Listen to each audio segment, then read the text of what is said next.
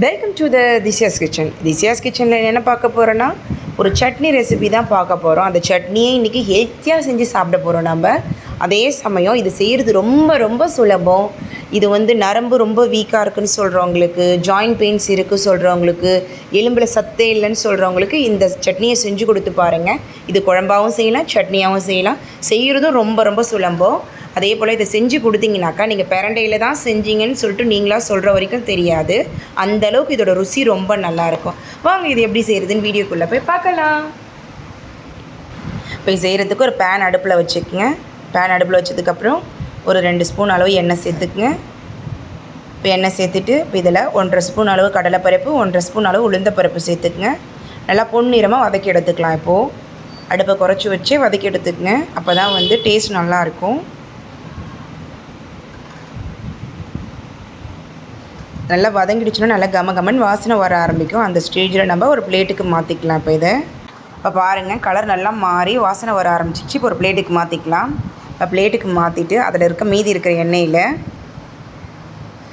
ஒரு 2 பூண்டு எடுத்து நல்லா தோலை உரித்து எடுத்து வச்சுருக்கேன். அதை இதில் சேர்த்துக்கிறேன். ஒரு 2 நார்மல் சைஸ் பூண்டு எடுத்துங்க, கரெக்டாக இருக்கும். இது கூடவே ஒரு பெரிய துண்டு இஞ்சி எடுத்து நல்லா பொடியாக கட் பண்ணி எடுத்து வச்சுருக்கேன், அதையும் சேர்த்துக்கிறேன். இது கூடவே 2 பச்சை மிளகாவை லைட்டாக கிள்னா போல் சேர்த்துக்கிறேன். இதை ஒரு 2லேருந்து 3 நிமிஷம் அடுப்பை குறைச்சி வச்சு வதக்கிக்கலாம். ஏன்னா பூண்டு சேர்த்துருக்கிறதுனால அடுப்பை ஹையில் வச்சிடாதீங்க, சீக்கிரமாக கரிஞ்சிடும். கரிஞ்சிடுச்சுனாக்கா சட்னி ஒரே கசப்பாக இருக்கிற மாதிரி இருக்கும். அடுப்பை குறைச்சி வச்சு நல்லா வதக்கிக்குங்க. அடுப்பை குறைச்சி வச்சு வதக்கக்குள்ளே தான் டேஸ்ட்டும் நல்லாயிருக்கும், சமமான அளவுலேயும் வறுப்படும். நல்லா வதங்கிடுச்சு. இதையும் ஒரு பிளேட்டுக்கு மாற்றிக்கலாம். இப்போ மீதி இருக்க அதே எண்ணெயில் ஒரே ஒரு தக்காளி சேர்த்துக்குங்க. தக்காளியை 4ஆக கட் பண்ணால் போல் சேர்த்துக்குங்க. இப்போ தக்காளி நல்லா திருப்பி போட்டுக்குங்க. நம்ம கட் பண்ண பக்கம் கல்லில் படுற மாதிரி திருப்பி போட்டுக்குங்க. இது இப்படியே ஒரு 2 நிமிஷம் நல்லா வதங்கி வரட்டும். 2 நிமிஷத்துக்கு அப்புறம் இதையும் ஒரு பிளேட்டுக்கு மாற்றிக்கலாம். அதை பாருங்கள், 2 நிமிஷம் ஆயிடுச்சு, நல்லா வதங்கிடுச்சு. இதையும் ஒரு பிளேட்டுக்கு மாற்றினதுக்கப்புறம் அதே பேனில் ஒரு 2 ஸ்பூன் அளவு எண்ணெய் சேர்த்துட்டு இப்போ இதில் 3 காஞ்ச மிளகாய்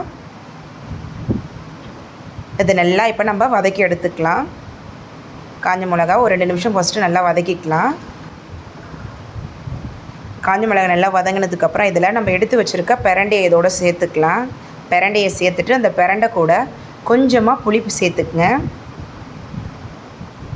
புளியை சேர்த்து ஒரு 2லேருந்து 3 நிமிஷம் நல்லா வதக்கிக்கலாம். அந்த பிரண்டையோடு சேர்த்து புளியை சேர்த்து வதக்கக்குள்ள பிரண்டையில் லைட்டாக விறுவிறுப்பு தன்மை இருக்கும், அது இருக்காது. அதுக்காக தான் பிரண்டையை வதக்கக்குள்ளே புளி சேர்த்து வதக்க சொல்கிறேன். கூடவே சட்னிக்கு தேவையான அளவு உப்பும் சேர்த்துக்குங்க. சேர்த்துட்டு ஒரு 2லேருந்து 3 நிமிஷம் நல்லா வதக்கி எடுத்துக்கலாம். அடுப்பை குறைச்சி வச்சே வதக்கிக்குங்க, அப்போ தான் கரெக்டாக இருக்கும். இப்போ துவையல் செய்கிறது ரொம்ப ரொம்ப சுலபம், ஆனால் டேஸ்ட் ரொம்ப நல்லாயிருக்கும். கண்டிப்பாக ட்ரை பண்ணி பாருங்கள். இப்போ பாருங்கள், நல்லா வதங்கிடுச்சு. இப்போ இதையும் ஒரு பிளேட்டுக்கு மாற்றிக்கலாம். இப்போ பாருங்கள், நம்ம வதக்கினதெல்லாம் ஆறுனதுக்கப்புறம் இப்போ மிக்ஸி ஜாருக்கு மாற்றி அரைச்சிக்கலாம். மொத்தமாக இப்போ அப்படியே நம்ம மிக்ஸி ஜாரில் சேர்த்துக்கலாம். சேர்த்ததுக்கப்புறம் சட்னிக்கு தேவையான உப்பு சேர்த்துக்குங்க. நான் பிரண்டையில் உப்பு போட்டதுனால இப்போ போடலை, நீங்கள் டேஸ்ட் பண்ணி பார்த்துட்டு கூட சேர்த்துக்குங்க. பாருங்கள், நல்லா மைய அரைச்சி எடுத்தாச்சு. அவ்வளோதான். இப்போ தாளித்து கொட்டிக்கலாம். நம்மளோட தாளிப்பு கரண்டி வேறு உடஞ்சிடுச்சு, வேறு தான் மாற்றணும். இப்போ கல் நல்லா சூடானதுக்கப்புறம் இதில் 3 ஸ்பூன் அளவு எண்ணெய் சேர்த்துக்கிறேன்.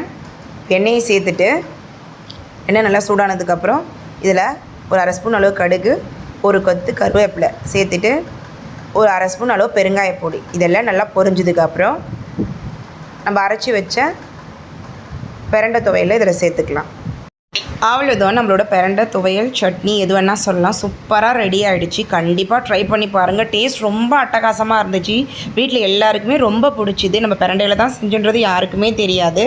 அது மட்டும் இல்லாமல் இதில் ரொம்ப ஹெல்த் பெனிஃபிட்ஸ் இருக்குது. வாரத்தில் ஒரு தடவையாக செஞ்சு கொடுங்க.